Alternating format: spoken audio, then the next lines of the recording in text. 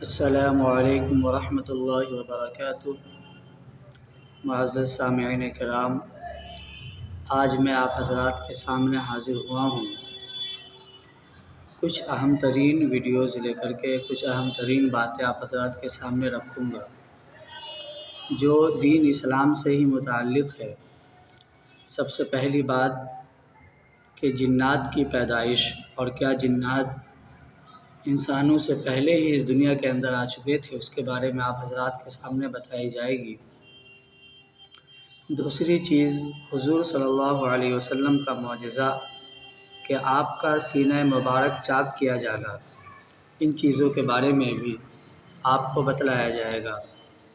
تیسری چیز ایک فرض کہ جو لوگ نماز فرض ہونے کے باوجود نماز چھوڑ دیتے ہیں، ان پر کیا وعیدیں نازل ہوئی ہے اللہ کی طرف سے، اللہ کے رسول صلی اللہ علیہ وسلم نے ایسے لوگوں کو کیا حکم دیا ہے، یہ باتیں آپ حضرات کے سامنے رکھوں گا تفصیل کے ساتھ۔ سب سے پہلے اسلامی تاریخ کے اندر جنات کی پیدائش، قرآن اور حدیث کے اندر جناتوں کا تذکرہ آیا ہے، اور جی ہاں، یقیناً جنات کی پیدائش انسانوں سے پہلے ہو چکی تھی۔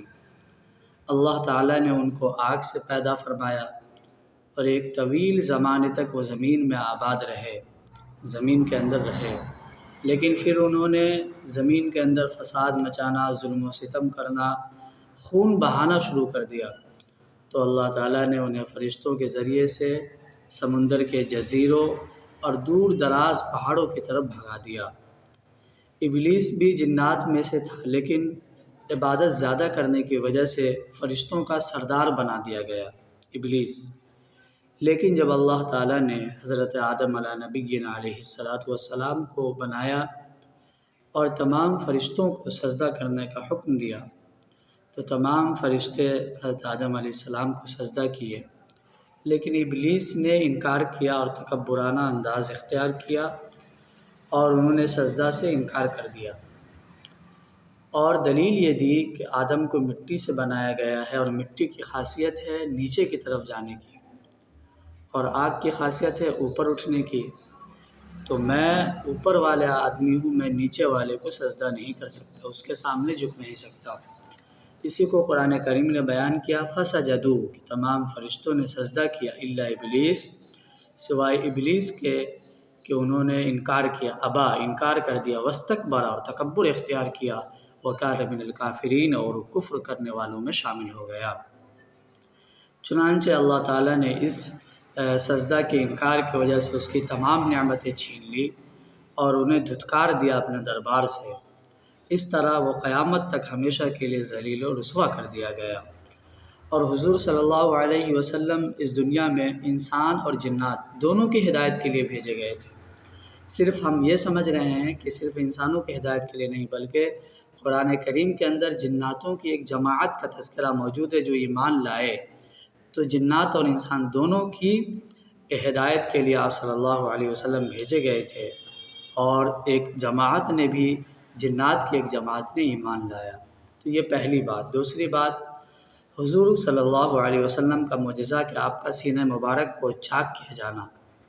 حضرت انس رضی اللہ عنہ فرماتے ہیں کہ بچپن میں آپ صلی اللہ علیہ وسلم کے ساتھ کھیل رہا تھا، اچانک حضرت جبریل علیہ السلام آئے اور آپ صلی اللہ علیہ وسلم کو پکڑ کر وہیں زمین پر لٹا دیا، اور پھر آپ کے سینہ مبارک کو چاک کر کے دل نکالا اس سے، اور ایک دل کا ٹکڑا کو کاٹ کر کے نکالا اور کہا کہ یہ شیطان کا حصہ ہے، اور اسے پھینک دیا۔ پھر اس کے بعد آپ کے دل کو زمزم کے پانی سے دھویا گیا، ایک تشتری میں، سونے کی تشتری میں رکھ کر زمزم کے پانی سے دھویا گیا، اور پھر دوبارہ دل کو بند کر کے اس جگہ واپس کر دیا گیا، واپس رکھ دیا گیا۔